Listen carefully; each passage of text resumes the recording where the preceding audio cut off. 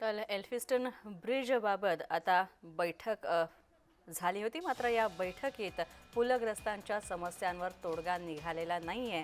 प्रशासनासोबतच्या बैठकीमध्ये स्थानिक आपल्या मागण्यांवर ठाम आहेत।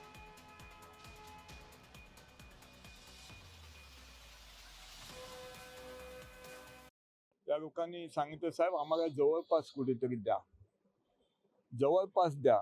त्या पद्धतीने मी त्यांना विनंती केली आता की मुलांना शाळेत सुद्धा जावं लागते, त्यांना शाळेचा त्रास होता कामा नये। त्यासाठी वळी भागामध्ये त्या भागामध्ये ट्रान्झिशन असतील तर द्या। आमच्या त्या ह्यांनी सांगितलंय की 500 आहेत म्हणून, ते असतील तर तिथे मी त्यांना शिफ्टिंग करेन, असं काही नाहीये। आपण पाहतोय आज एल्फिस्टन ब्रिज संदर्भात बैठक झाली आणि इथल्या स्थानिकांनी आपल्या पुनर्वसनाबाबत काही मागण्या केल्या होत्या। मात्र यावर तोडगा या बैठकीत निघाला नाही।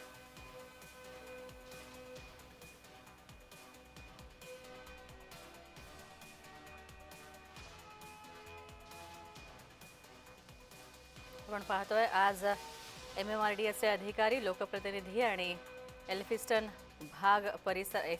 परिसरातले काही स्थानिक यांच्यात एक महत्त्वाची बैठक पार पडली आणि या संदर्भात स्थानिकांनी काही मागण्या केल्या होत्या।